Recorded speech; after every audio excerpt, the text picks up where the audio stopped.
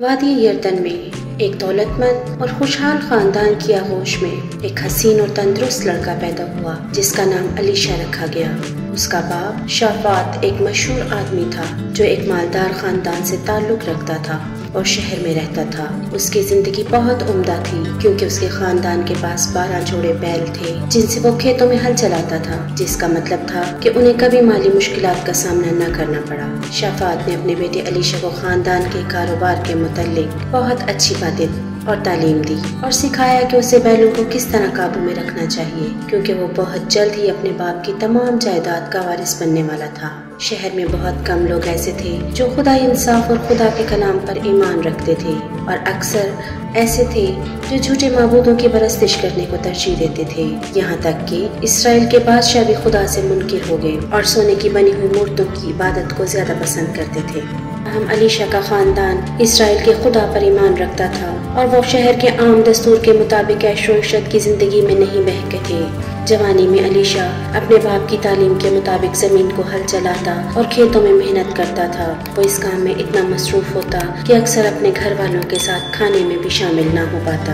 جیسے جیسے وہ بالغ ہوا، لوگ اسے نیک، دیندار اور تعلیم یافتہ شخص سمجھتے تھے۔ جب وہ جوانی کی عمر کو پہنچا تو اس کے والد نے اپنی ساری دولت اسے دے دی اور کہا، میرے پیارے بیٹے، میں تجھ پر بھروسہ کرتا ہوں کیونکہ تو ایک نیک اور راست باز انسان ثابت ہوا ہے۔ دوسری طرف آسمان سے ایک پیغام ایلیا نبی کے پاس آیا جو اسرائیل میں رہتا تھا اور خدا کی تعلیمات کی نبوت کرتا تھا۔ اسے خدا سے پیغام اور احکام ملتے اور بہت سے لوگ اسے ولی اور مقدس سمجھتے تھے کیونکہ خدا نے اسے بڑی حکمت اور معجزے عطا کیے تھے۔ خدا نے ایلیا کو حکم دیا کہ وہ اپنے لیے ایک جانشین چن لے جو اس کے بعد خدا کے کلام کو آگے بڑھائے، اور خدا نے اسے بتایا کہ وہ چنا ہوا شخص علیشہ ہوگا۔ ایلیا نے خدا کا کلام سنا تو اس کا چہرہ خوشی سے جگمگانے لگا کیونکہ وہ جانتا تھا کہ جب اس کا جانشین زمین پر مقرر ہو جائے گا تو وہ خدا کے آسمانی رتھ میں بیٹھ کر آسمان کو روانہ ہوگا۔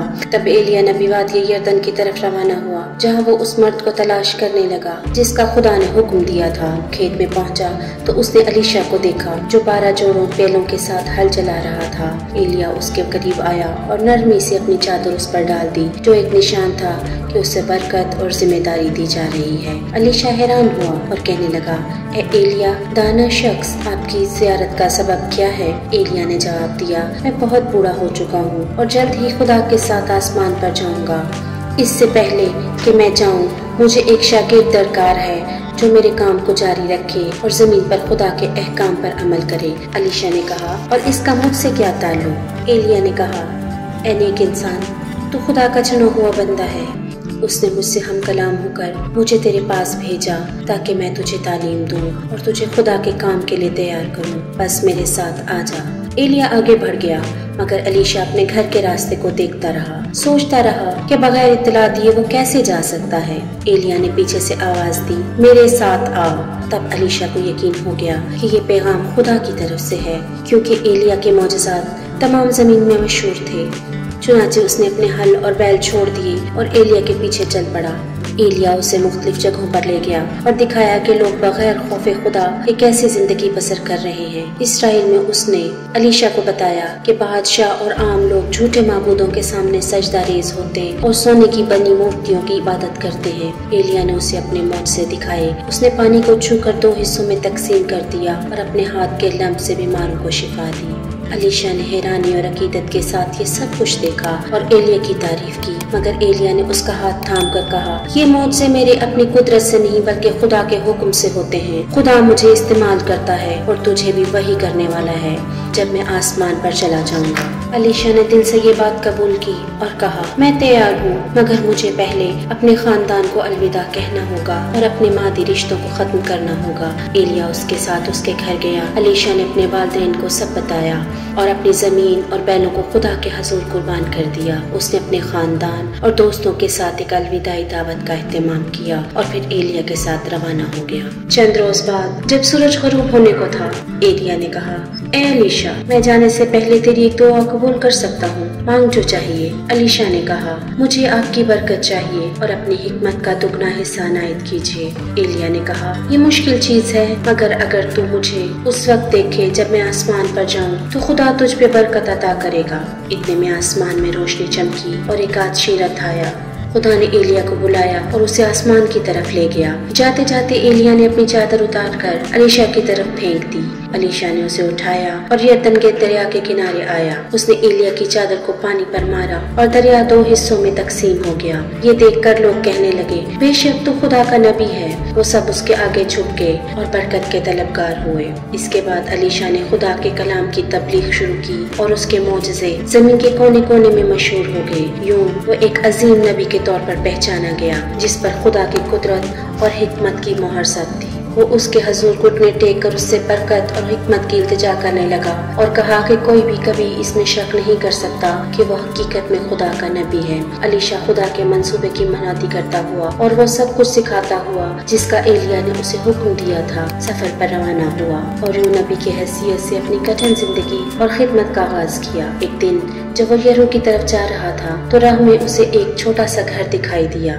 वो करीब आया और दरवाजे पर एक बुजुर्ग शादीशुदा जोड़े को देखा। उन्होंने उसका इस्तकबाल किया और उसने भी जवाब देने के लिए रुकने का फैसला किया। बीवी ने उसे सलाम किया और जैसे ही उसे उसने देखा उसकी आंखों से आंसू छलक पड़े और वो बोली, तुम खुदा के बंदे हो? अलीशा ने जवाब दिया, हाँ मैं हूँ और अब मैं यरीहो में जा रहा हूँ। औरत ने, जो कि परेशान थी और देख रही थी कि अंधेरा छा रहा है, अलीशा और उसके खादिम को रात अपने घर में गुजारने की दावत दी ताकि वो रोशनी के बगैर सफर की दुश्वारी से बच सके।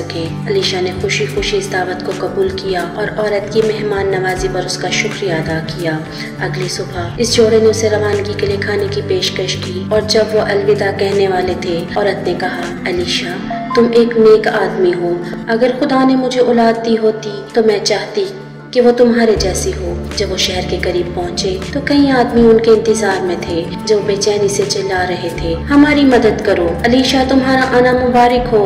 खौफनाक हालात ने हमें घेर लिया है। हमारा दरिया आलूदा हो चुका है, इसका पानी सया और बदबूदार है। हमारी मवेशी और खेत तबाह हो चुके हैं और अगर कुछ ना किया गया तो हम भी तबाह हो जाएंगे। अलीशा फौरन दरिया की तरफ बढ़ा और किनारे पर झुककर पानी को छुआ। फिर इसने अपने खादिम से कहा, मेरे लिए थोड़ा सा नमक ले आओ। देर बाद खादिम वापस आया और अलीशा ने नमक लेकर दरिया के पानी में छिड़क। कोई भी नहीं जानता था कि वो क्या कर रहा है, लेकिन सबको उम्मीद थी कि कोई मौजज़ा होगा। अचानक दरिया का सब्ज रंग बदलने लगा और थोड़ी देर बाद पानी बिल्कुल साफ हो गया। जब सबने ये मंजर देखा तो खुशी से झूम उठे। अलीशा ने हाथों से पानी पीकर ऐलान किया कि मौजज़ा मुकम्मल हो चुका है। लोगों ने खुशी खुशी उसे सोना चांदी देने की पेशकश की, लेकिन अलीशा ने इनकार कर दिया और कहा, मैं सिर्फ खुदा का एक जरिया हूँ, असल मौजज़ा खुदा ने किया है। यरीहो में एक औरत अलीशा को तलाश कर रही थी। वो इसके मौजज़ों से वाकिफ थी और उम्मीद रखती थी कि वो उसकी मदद करे। वो एक बेवा थी जिसके 2 बच्चे थे और वो इंतहाई गरीबी और कर्जों में मुब्तला थी। अलीशा ने उससे पूछा, तुम्हारे घर में क्या है? उसने जवाब दिया, मेरे पास सिर्फ एक छोटा और पुराना सा बर्तन है जिसमें थोड़ा सा तेल है।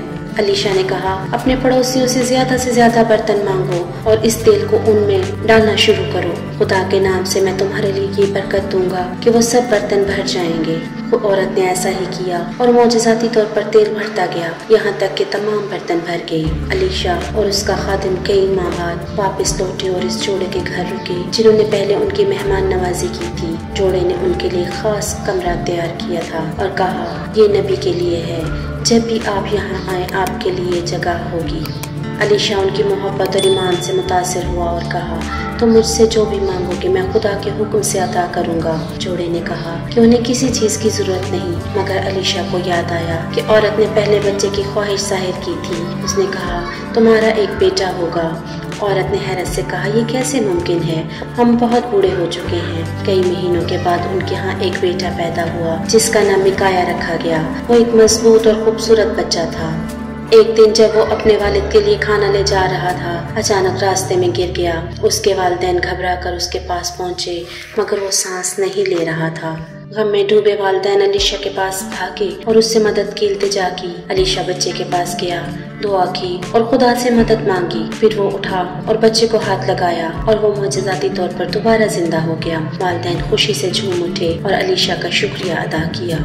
अलीशा के मोजज़े पूरे इसराइल में मशहूर हो गए, यहाँ तक कि दूसरे मुल्कों के बादशाह भी उसके बारे में सुनने लगे। शाम के बादशाह को जज़ाम हो गया था, उसकी जिल्द पर जख्म निकल आए थे। उसकी एक इसराइली खादमा ने कहा, अगर हम इसराइल में होते तो नबी अलीशा तुम्हें शिफा दे सकता था। बादशाह ने इसराइल जाकर अलीशा से मदद मांगी। अलीशा ने पैगाम भिजवाया, दरिया यरदन में 7 बार नहाओ, तुम्हारी बीमारी खत्म हो जाएगी। पहले तो बादशाह नाराज हुआ, लेकिन इसके एक खादिम ने उसे कायल कर लिया कि वो ये अमल करके देखे। जब बादशाह ने 7वीं बार गुस्ल किया तो उसकी जिल्द बिल्कुल साफ हो गई। वो खुशी से अलीशा के पास वापस आया और बेशकीमत खजाने देने की पेशकश की, मगर अलीशा ने कबूल करने से इनकार कर दिया और कहा, ये सब खुदा का करम है। ताहम उसका खादम लालच में आ गया और चुपके से बादशाह के पास जाकर दौलत ले ली। जब वो घर आया तो अलीशा ने उससे पूछा, तुम क्या छुपा रहे हो? खादिम ने इनकार किया, मगर अलीशा ने कहा, तुमने बददियानती की है, इसलिए तुम्हें बादशाह के जिज़ाम की बीमारी हमेशा के लिए लग जाएगी। और उसी लम्हे खादिम की जिल्द जख्मों से भर गई। अलीशा ने अपनी जिंदगी के आखिरी लम्हात तक तबलीग जारी रखी, यहाँ तक कि एक लाइलाज बीमारी के बायस उसकी वफात हो गई। मगर यहाँ तक कि उसकी वफात के बाद भी उसके जिस्म ने मौजज़े दिखाए। एक जंग के दौरान एक फौजी का मुर्दा जिस्म अलीशा की कब्र में गिर गया और वो मौजज़ाती तौर पर जिंदा हो गया। इस तरह अलीशा का नाम हमेशा के लिए याद रखा गया।